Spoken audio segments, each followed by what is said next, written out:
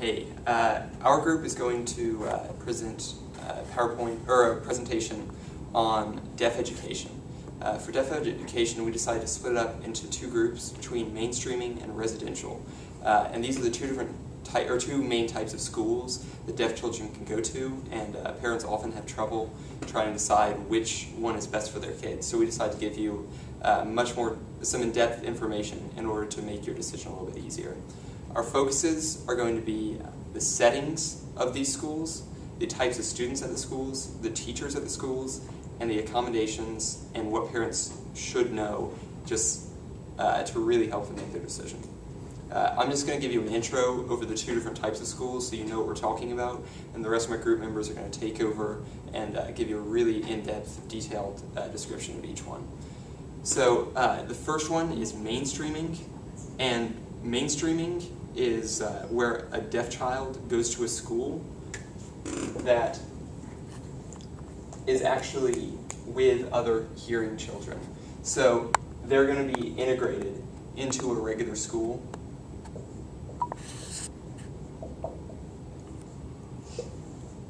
And rather than going to a place where there's only deaf children.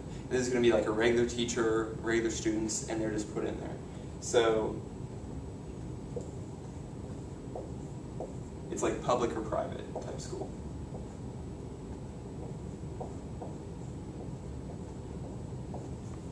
The next point with mainstreaming is that although they're in like a public or private school, they do have some kind of personnel or accommodations to try to help them be able to learn successfully at these schools. So you might have like an interpreter or something like that to allow the deaf student to understand what the teacher is trying to say. Also, they are still required to do all the work. Just because they're deaf and they need like an interpreter and stuff like that, they are still held to the same standards as all of their students. They just have a little bit more help in understanding what they're supposed to be doing. But the teachers, or the interpreters and stuff like that, they don't have people telling them what the answers are. So the same workload as any other regular student.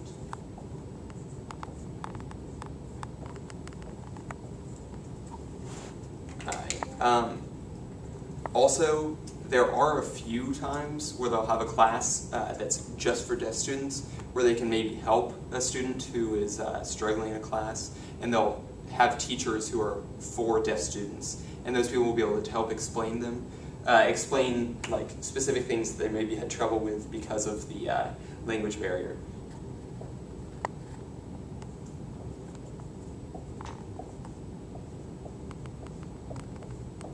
But for the most part, you're going to have all just hearing classes. And finally, after school, they are just going to go home just like any other regular person and get back. In a residential area, however, it's a school that's for deaf children only. And so the students actually get dropped off on Sunday afternoon, and then they stay there for the whole week. And just on the campus of the residential school. So this is all deaf kids. And it's a week-long program where you're staying there rather than going home after school. Also, there are special activities and stuff like that. And actually everything in teaching, sports, is all done in sign language. So that's something you have to do. That's their way to teach you. You don't have any talking or anything like that. It's all in ASL. Or I guess depending on what language you're doing. And the student is provided with extracurricular activities and stuff like that by the school to try to make it fun. They do social events. In order to make your stay at the school still enjoyable. And so you become kind of a family on campus. And now I'll just let the rest of them take you to the details of every single section.